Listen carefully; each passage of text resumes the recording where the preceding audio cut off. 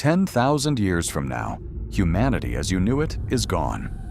The cities are dust, and you still look 25. You play the last recording of someone you loved, but you no longer recognize her voice, and you still cannot die. Day 1. The accident. A delivery truck runs a red light and crushes your car against a concrete barrier. Paramedics find no pulse. At 11:42 p.m., a doctor declares you dead. 3 hours later, you wake up inside a body bag. You tear it open and collapse onto the morgue floor. Your wounds are already closing. Broken bones pull themselves back into place. A shard of metal slides from your chest and strikes the floor. A terrified security guard watches from behind the glass. Above him, a camera records everything. By sunrise, your body has completely repaired itself, and someone has already copied the footage. Day 3. The impossible body. Mara runs into your hospital room and throws her arms around you. She grabs your hand and squeezes it twice, a signal you invented years ago. I'm here. Doctors surround you with scanners. On one screen, a fractured rib reconnects between two X-rays. A needle enters your arm, but the hole closes before a nurse can cover it. Your cells do not simply heal, they reset. Every wound disappears, but every test still hurts. Then, 2 men in dark suits enter the corridor. Behind them, an orderly pushes a bed fitted with restraints. Mara squeezes your hand twice. Then she pulls you toward the emergency exit. Year 1. The gift. For the first year, immortality feels like freedom. You cross frozen rivers without fearing the cold. Illness disappears before you feel sick. Every injury repairs itself.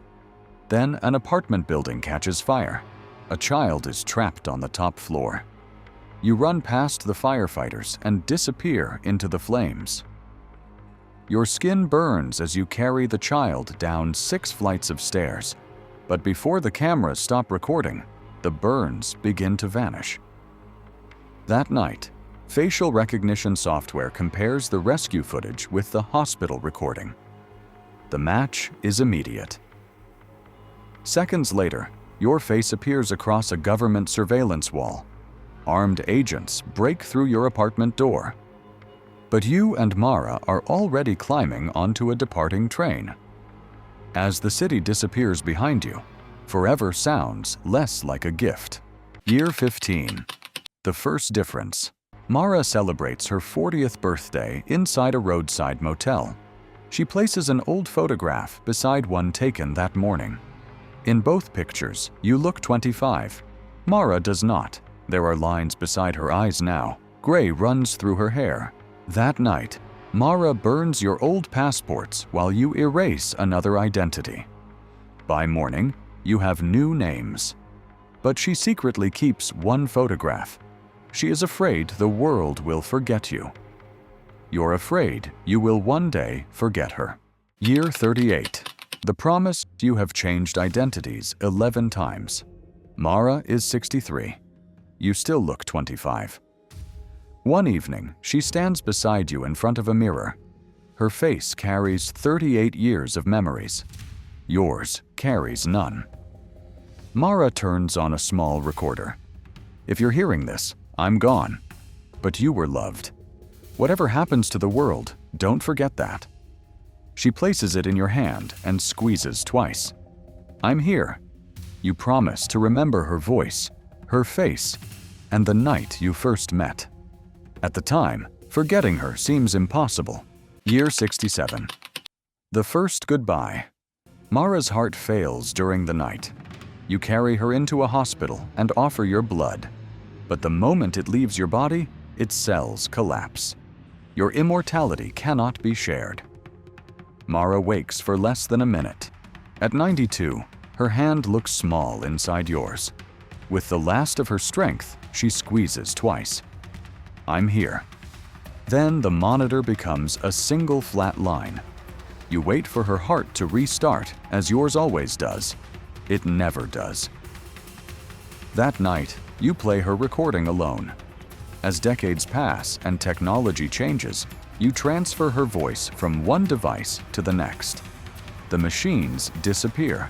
Her message survives. For a while, it is the only home you have left. Year 100. The cage.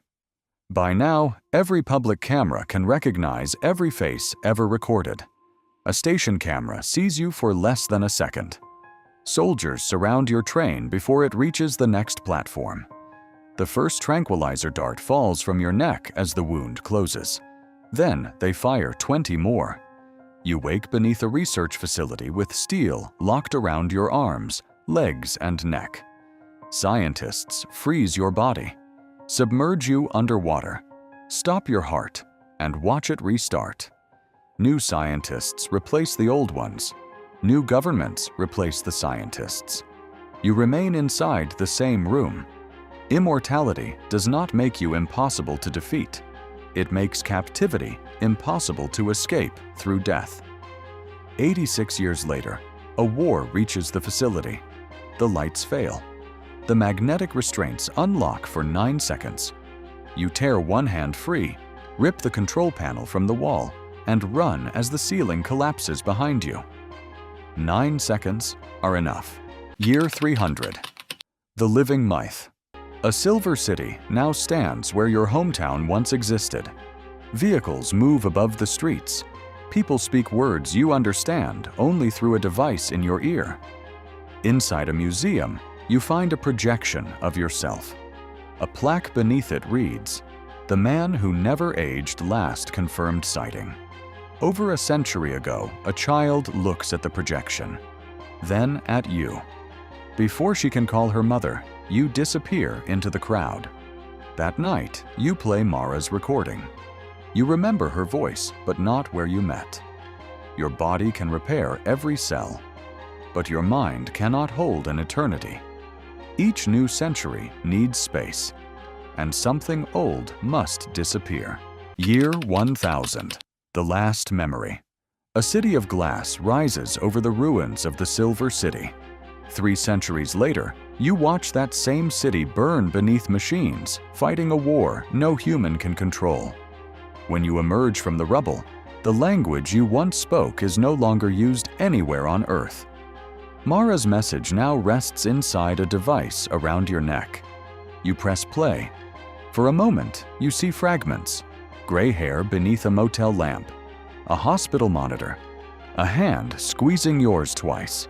Then her face disappears. You play the message again.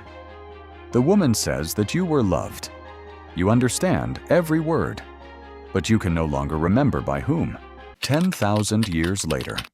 After humanity changes. People redesign their bodies and leave Earth for distant worlds. They offer you a place on the final ship. But Earth holds the last traces of everyone you loved. You stay.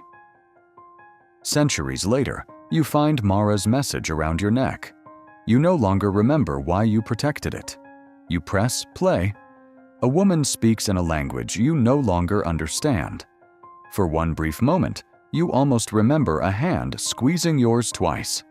Then the feeling disappears. Death never defeated you. It took everything else and left you behind.